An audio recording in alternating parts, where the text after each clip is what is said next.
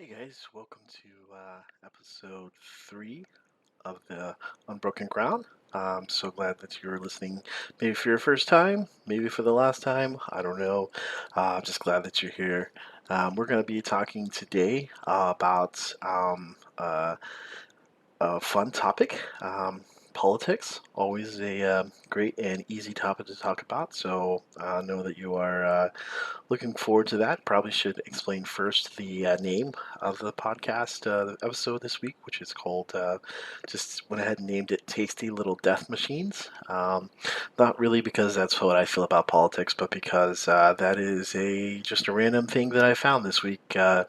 If you, I was looking up what I remembered a story about some gummy bears that if eaten in great number, or even sometimes small number, can cause a large amount of gastric distress. And so, one of the reviewers on Amazon had labeled the gummy bears as tasty little death machines. And while I still think that's a great name for a band, it's one of the things that's one of the random things that I've thought about this week. And so it gets to be a podcast name. Hopefully, I'm going to be doing a podcast once a week for the next 52 weeks, or 51 weeks, or 53 weeks, or that was higher, 49 weeks, so that I have a year of podcast. It's for those who haven't heard or haven't read, I've got a blog also called the Unbroken Ground. Um, I've got a Instagram account that you can follow along with that. We've got a Facebook group that we're doing more discussion on as we talk about. In February, we're actually going to start a book study on Mark Buchanan's book, Your Church is Too Safe. So we're going to have like a discussion group. We're going to read a chapter every 2 weeks and just open up the grounds for hopefully that unbroken ground, that middle ground of discussion. And so there's lots of stuff going on here.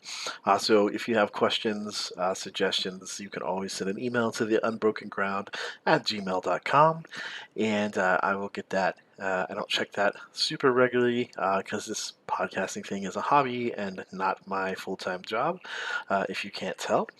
So yeah, that is kind of the where we're at now. And this topic is actually one of the reasons I wanted to have a podcast.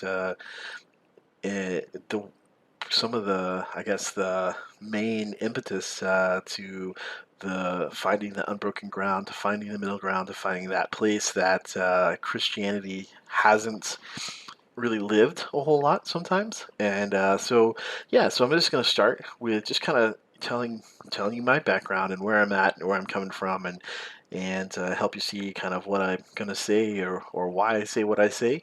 We'll read some scripture and then we'll talk about that. So just to be a little bit upfront, I grew up in the South. I grew up in a very conservative-leaning Christian church. I grew up Southern Baptist, and so and I haven't really moved too far outside of that realm. I've experienced some different people with different mindsets, but as most people, I've generally stayed within that life. I've generally stayed within those bounds of people who are generally conservative, generally would fit into the realm of understanding and belief that a Southern Baptist Christian would. So that's when I think about my place of origin, or where I come from. That's what I think about, and I think about when I was growing up. There was some just kind of resurgence of like conservatives and kind of getting courted by the political machines to really make a difference in elections. So in my childhood and on, there was very much the family values vote, the Christian vote, the Christian right that existed. That was a political force that politicians would kind of bow down to, in a sense of if they wanted the vote, they had to say the right things on the right issues. Um, and of course, then there is a little bit less of my background, but excuse me, moving up to the North, get to experience and some different things, get to experience some more liberal leaning, which for could be just middle in some places, but what a very conservative person would consider that, and just kind of learning about that as well. I one of the I guess hallmarks of my conservative upbringing was that I um, was very skeptical of any other denomination. So we didn't outright say that if you weren't a Baptist, that you didn't have Jesus, but we kind of acted like that way. It was one of those things when I was going to seminary. So even after I had kind of grown up and graduated out of college and things like that, and came back, I was working with a pastor, and I wanted to take a youth group to go up and do a vacation Bible school. The only problem was it was in Colorado. The only problem was it was going to be working with a Presbyterian church, and he was like totally against that. He said they would just cause problems, and I don't necessarily agree with him, but I tell that story to point out the idea that um, we traditionally conservatives and specifically my tradition, my understanding, my tradition of being raised in the church has kind of distanced ourselves from any other kind of Christianity, any other denomination, and we've said no. We have the truth, and we're really skeptical. We're really suspicious that anybody else might have anything close to the truth. So that's my background. So when I say, "Hey, I'm going to talk to conservatives and I'm going to speak to those people," I'm coming from that. I'm not coming from the outside looking in. I'm coming from the inside and just trying to bring some light and maybe some fresh air into what it means to be both conservative and Christian, because there are two different things, which is a maybe a revelation for a lot of contemporary conservatives, that Republican is not the same as Christian. That there are lots of people who are Republican, yet they don't know God. They don't have any respect for God. They don't follow God. And there are lots of Christians who are Republicans who do. Um, that on the flip side of that, that there are Democrats who don't know God, who don't respect God, who have nothing to do with God. But then there are those Democrats who you may even say, well, they're kind of liberal, or they are liberal, or they're something other that, but they know Jesus and they do their best to follow Jesus. Even if they don't come to the same political conclusions that you do, they're out there. I think it would be a mistake, and it is a mistake for us to assume that God is only working in an R1 specific denomination and that we have the corner on truth.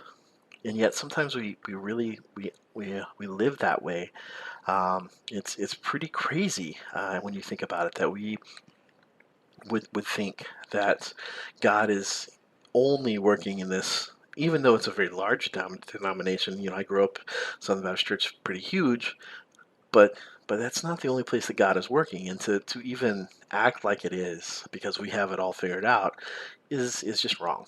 Um, and so um, so here's what I want to say to my fellow friends that are conservatives, um, and to my and some of my friends, and I don't have a ton. I mean, let's start there. I don't have a tons of friends who would be 100% liberal, but I do have some, and to them, I would say the same thing: is that God is not political. Now we use God in politics, but God Himself is not political. I mean, here's the thing. Here's what the Bible tells us. I mean, it tells us that God is in charge of who our rulers are, which then we go, yeah, okay, God is political, but not in the sense that we think. I think because um, over the overarching of the whole arc of history, God has placed both good and bad leaders.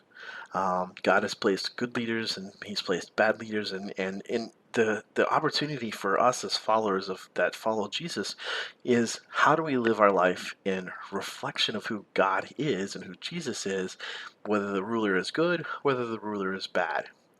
There was quite a bit of consternation amongst conservatives when Obama was president, and then when Trump became president, they were like, "Oh yes, God has moved and He has put Trump in." And then of course liberals on the other side would be like, "Oh, Obama, yes, God has moved. We have Obama." And then when Trump became president, they'd be like, "Oh no."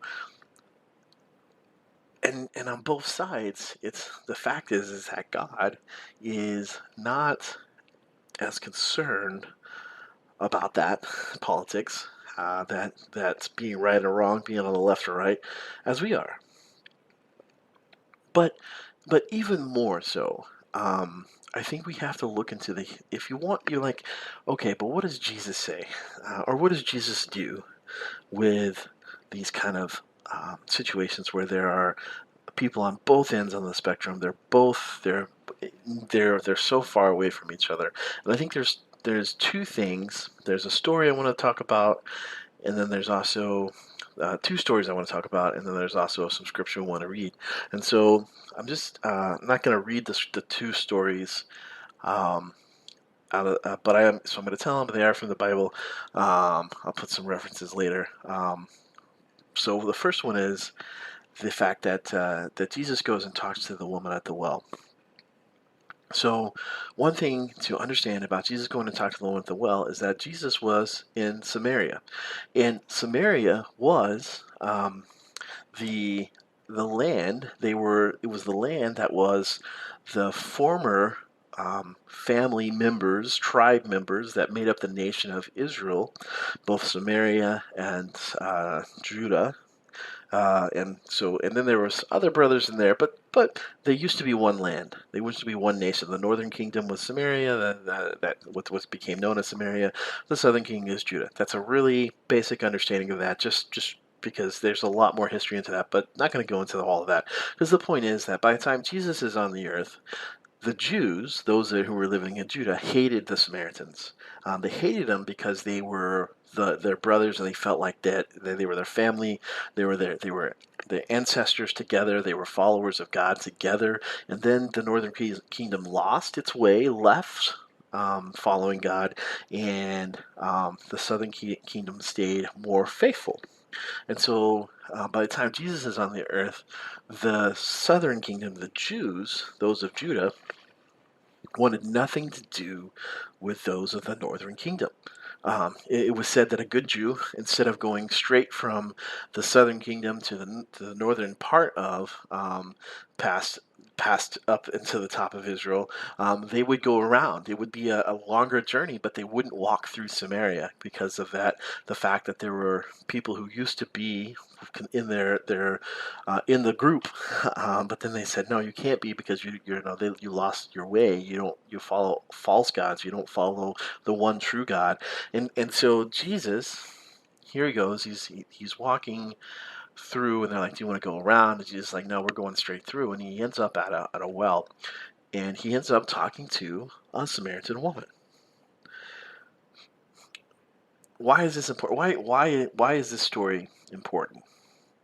I think at least at the very least, there's a lot of things that happen here, a lot of things that happen to the Samaritan woman. But for my purposes of what we want to talk about today, the very least is this: is that Jesus understood that the Israelites that they had split, that the Jews had basically not only had they declared the Samaritans their enemy, but even more so, they even tried to behave as if they didn't exist. Oh, we don't go through that country. We don't interact with that person. If you remember the story about who's my neighbor, Jesus says, who's my neighbor, and the lawyer is like, I don't know.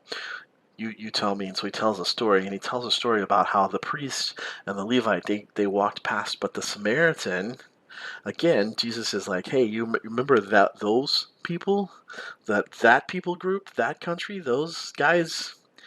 The good Samaritan is the one that stops and helps. He's the hero of the story. It would be the same as if he was talking to a group of conservatives, and he would be like, oh, the good liberal, or the same as if he was talking with a group of liberals and be like, oh, the good conservative, and because it was a challenging thing, um, because we are so adept. We're so good at separating ourselves out, about building walls between ourselves, about forcing people away. And Jesus was so good about pulling people in. The second story is not really a story, but it's more about just the fact that who Jesus called to be his followers. There's two in particular that would have been on opposite ends of the political spectrum. There was a zealot, and there was a tax collector. In the 12 disciples, the 12 apostles, there was a zealot and there was a tax collector. And the reason that this is important is that zealots hated Rome because they were zealous for the kingdom. They wanted to see the kingdom of Judah restored. They wanted to kick Rome out. They wanted a military victory. They were zealots because they would spend all of their energy and time and their life even trying to make that happen. They were the ones that would lead the rebellion. They were the ones that would stir up people, and so he politically. Um, the zealots hated the tax collectors because the tax collectors were seen as the people who helped Rome. Because when the tax collector collected taxes, they would pass that money on to Rome. They would take from the God's people, the citizens, and then they would take that money and they would make sure that it got to Rome, and that was their responsibility. And so you couldn't have put two more opposite political spectrums together. And yet Jesus calls both of them, and they travel together. It didn't mean that they suddenly changed their political beliefs. I mean, the zealot probably still not a fan of tax collectors, and Matthew the tax collector probably wasn't too keen on zealots, because Matthew, he's just doing his job. He's just trying to make money for his family, and it just happens to be that that it's tax collecting. And the zealot is like, yeah, I'm here because my passion is getting Rome out. I want to see, I want to be an independent nation again. Jesus brings them together, and they become something more. They're no longer just a zealot and a tax collector, but now they're followers of Jesus. It would have been hard to imagine unless you just see it, unless you just experienced it through Jesus, that could be possible. And yet here it was. Followers of Jesus first. It doesn't mean that they give up. It doesn't say that the zealot was like, yeah, I don't want to see Jesus. I think even up until the point that Jesus was on the cross, many of his disciples believed that Jesus was going to be a military victory. He was going to be a victor. He was going to kick the Romans out, and then he was crucified and he rose again, and there was a victory, but the victory was over the kingdom of death and not the kingdom that was on earth, and they had to adjust their understanding of who Jesus was. But they also the zealot was also able to love Matthew, to be a brother, to be a disciple. I don't know. I imagine, what if when Jesus sends them out two by two, he says, hey, you guys, you're the zealot and the tax collector. You go out and you tell people that the kingdom of God is here.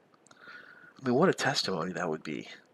The former enemies turning together to work.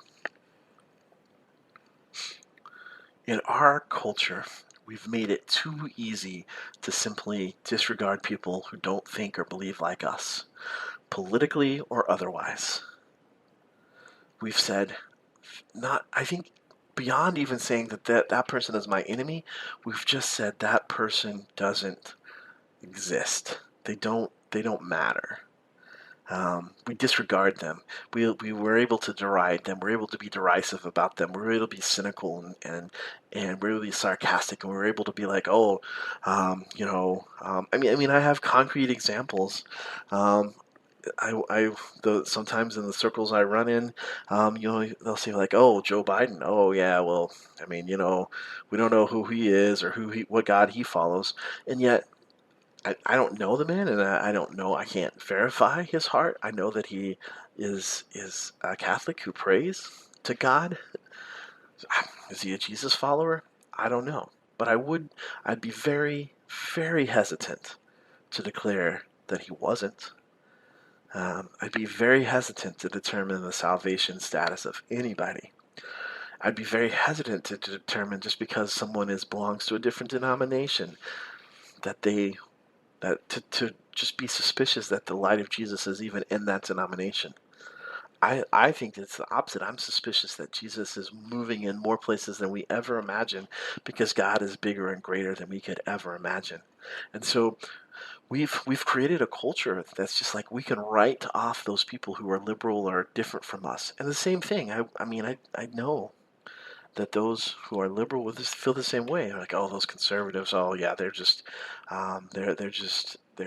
uneducated or hard-hearted, or and they get written off. And so instead of having this idea of what Jesus has, which is this whole family of believers that comes together, and all of us being in common, the thing we have in common being that we follow Jesus, we say, no, no, you're not like me, away. And so Jesus has this teaching that I think is very important for us to hold on to. It's found in the Sermon on the Mount. Thinking about this idea today, I'm thinking about a new mind. It's a new year, new mind. And this is what it says. It says, you have heard the law. This is Matthew 5, verse 43. It says, you have heard the law that says, love your neighbor and hate your enemy. But I say, love your enemies. Pray for those who persecute you. In that way, you will be acting as true children of your Father in heaven, for he gives his sunlight to both the evil and the good, and he sends rain on the just and the unjust alike. If you love only those who love you, what reward is there for that? Even corrupt tax collectors do that much. If you're kind only to your friends, how are you different from anyone else? Even pagans do that, but you are to be perfect, even as your Father in heaven is perfect. Man, the way that we get around this in our modern culture is that we don't consider people our enemy because we don't even consider them. We put them kind of below a level of our consideration. Like a liberal person is not an enemy to a conservative person. They're just not worthy of my time. And so we're like, yeah, I don't have an enemy, or I don't have to think about this. But Jesus says this. He says he's not saying don't love your neighbor, love your enemy. He says love your neighbor, love your enemy. And the truth is that most of our neighbors, um, most of our neighbors are not our enemies, but those people who we feel like are opposed to us politically, or any other opposition that we'd say, yeah, those are my enemies. God's like, love them. And here's what I'd have to say. Here's what I'd have to say. It's hard to love somebody that you're not in community with. Almost impossible. Because love is not a feeling. It's an action. It's a way of life. And so when we say, I have no community with those people, I mean, we become a little bit like the Jews and the Samaritans, right? We say, oh, those people, they've gone off the deep end. I have no commonality with them. I have no community with them. They are not part of my world, except maybe to make fun of, or to laugh at together with other conservatives or other liberals to gather and be like, oh, those guys. And Jesus says, no, you love your enemy, but you can't love somebody who's not in your community. It's just not possible. Because love is more than having positive feelings for and praying for, but it's the very way that you act towards them. And so you can't say that you love God and behave in such a way that shows you don't. You can't say that you love your neighbor and behave in such a way that says you don't. And so you can't even say that you love someone without being in community with them. So here's the challenge. Here's the takeaway. We've taught ourselves to separate ourselves and just live in what I call what's called echo chambers, which is just surround yourself with people who think like you, who act like you, who believe like you. because it's easy, it's comfortable, it's safe. But Jesus challenges us, and he's like, do you have enemies? Do you have neighbors? Do you have people that you wouldn't consider an enemy because you don't even know, but you label them, and so you separate them out, and you say, I have no community with that person. And Jesus says, love them. Why? Why do we have to love our enemy? And here's the deal. Because many times our enemy is not really our enemy. They are our neighbor. And we have that, we need to not only be, we need to have that community with our neighbors, but here's the other thing. If that person doesn't know who Jesus is, and you say, hey, I can't be in community with you, I don't know you, like you go away, you believe wrong, you believe wrong, and you believe different from me, how will they hear about Jesus? How will they know? Who will tell them? In Romans, right, it's like, who will go? How will they find out? When we reject people because they don't believe like us, because they aren't like us, when we say we can't be in community with them, how will they learn about who Jesus is? Love your enemies. Pray for them. Pray for the people who persecute you. I mean, what a change in heart that God can give us, that we could pray for those that persecute. Not pray that God would be like, I mean, not like the Psalm prayer where it's like, God, destroy my enemies. That's not what Jesus is saying here. He's like, pray in such a way that you pray for blessing for the people that persecute you. It's so countercultural. That's what Jesus does. He's like, I've changed your heart. Find the people who persecute, who you feel like persecute you. Maybe they're not even persecuting, but you feel like they are, or who you feel like is your enemy. Find out how to love them. Find out how to pray for them. And then what I think that you will find more often than not is that they're your neighbor and that they could be your friend. That you have more in common than you have not in common, that you can agree on things. There'll be some things that you don't agree on. But you'll find people out there who you would swear up and down because of what you thought they represented. Because you didn't know them. You just thought about them. You thought they fit into a certain category. You labeled them. You'll find that they are your friends. They're your people too. Because we need more common grounds and middle grounds, and we need to walk the unbroken ground, because we don't need more insular, so we don't need to fortify ourselves up so that nobody can come into the kingdom. That's not our job. We're to follow after Jesus. And you know what? Jesus walked around and said, the kingdom of heaven is here. Proclaiming it, which is what we're called to do too. And we do that by following Jesus, and this is what Jesus teaches us. Love your enemies. Pray for them. And remember that love is not just a feeling or something we can force ourselves with. Oh, yeah, I love them. No. How do you act in such a way that shows that you love them? It's a hard place. It's a hard challenge. But that's the journey we're on. That's what God calls us to. So, what are some things you can do? Start thinking about it. Like, start asking God right now. God, who is it that you want me? There's someone in my life that I've written off because they don't believe like me, or they said some things, or they're just not they're not as conservative as I thought they would or should be, or they're not as liberal as I thought they should. Who is it that I need to reach out to and love? Or maybe you just need to say, God, can you put somebody in my path that's going to challenge me so I can grow in this? I mean, pray for it. God, I want to know what it means to love an enemy. I want to know what it means to pray for someone that persecutes me. I want to be stretched beyond just the comfortable, normal life that I have. Those are prayers that God will answer.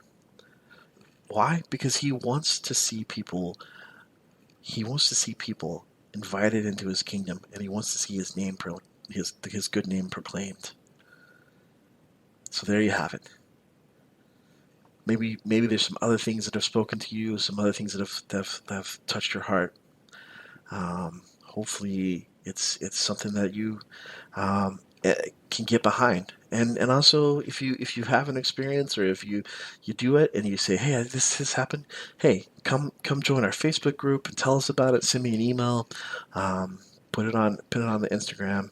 Um, this is how God is moving, because I know that He is, even if we don't see it. Like my suspicion is it's not that God is in less places, but that He's in more. That He's in more people's hearts than we could ever imagine, and that He's working in so many ways that we would limit Him, and God says, "You can't limit me." All right. Well, thank you, friends, for listening. I hope that you have an amazing week, and that you see how you can bless both those whom you consider friends and those whom you consider enemies. May you love as Jesus calls you to do.